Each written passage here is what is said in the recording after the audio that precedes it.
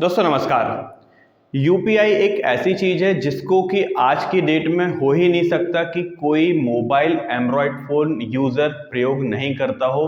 अगर आपके पास Android set है और यदि आपका बैंक खाता है तो किसी न किसी माध्यम में आप यूपीआई का प्रयोग कर रहे हैं और कोई ना कोई यूपीआई ऐप जैसे फोन पे, गूगल पे, भीम आधार पे, अमेजन वगैरह बहुत सारे ऐसे ऐप हैं जिनको कि आप प्रयोग कर रहे हैं।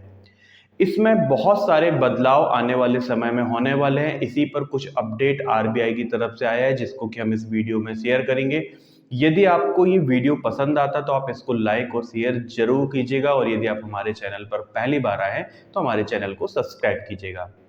बात करेंगे यूपीआई से जुड़े कुछ अपडेटेड की, जिसमें कि क्या क्या चेंजेस यूपीआई में हाल के कुछ दिनों में आपको देखने को मिलेंगे। सबसे पहला यहाँ पर जो अपडेट है जो कि यूपीआई की लिमिट से संबंधित है। हालांकि मैं आपको बता दूं कि जो यूपीआई की मनी ट्रांसफर की नॉर्मली लिमिट है वो अभी भी 1 लाख रुपए प्रतिदिन है, इसमें बढ़ोतरी नहीं की गई है।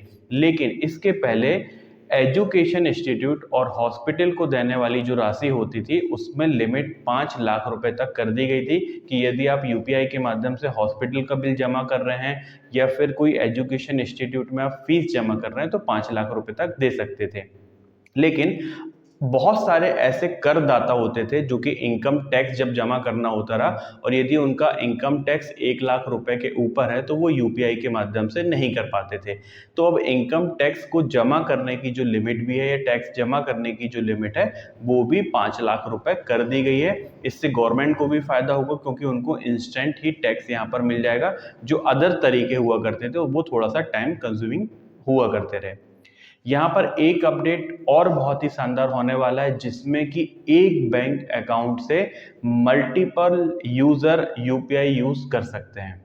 इसको आप ऐसा समझिए कि अभी आपका जो बैंक अकाउंट होता है उसको आप अपने यूपीआई ऐप से यूज करते हो और उसमें जो आपकी पिन होती है आपके सेट में ही वो सिम लगी रहती है, तो आप ही केवल उससे पैसा रिसीव या सेंड कर सकते हो। आप ही के पास वो पैसा आएगा और आप ही के माध्यम से वो पैसा जा सकता है।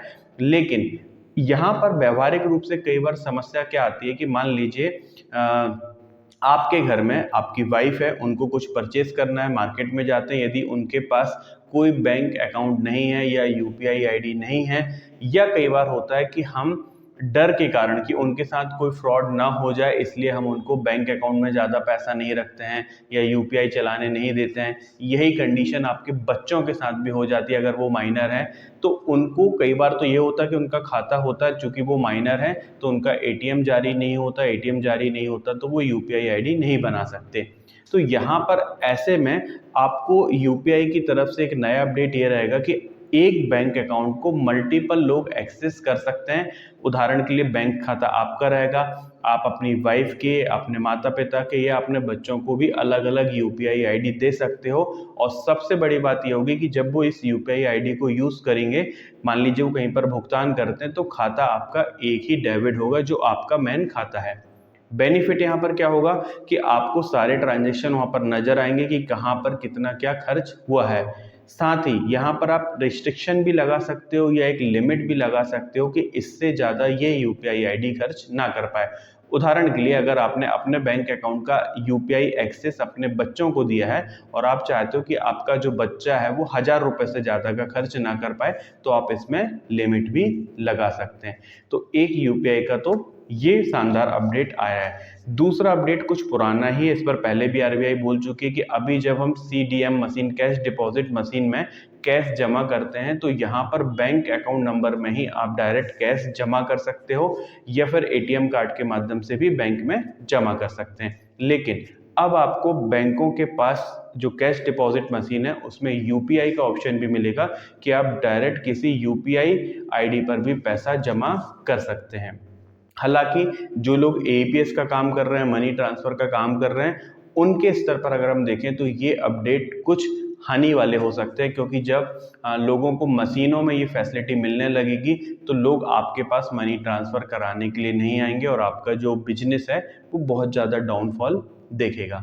तो यही यूपीआई से संबंधित कुछ अपडेट थे। वीडियो यदि पसंद आया हो तो लाइक और शेयर जरूर करिएगा। चैनल पर अगर आप पहली बार आए तो सब्सक्राइब कर लीजिएगा, इसका कोई भी चार्ज नहीं लगता है। वीडियो देखने के लिए बहुत बहुत धन्यवाद दोस्तों। आपका दिन शुभ हो। वंदे मातरम। जय हिंद।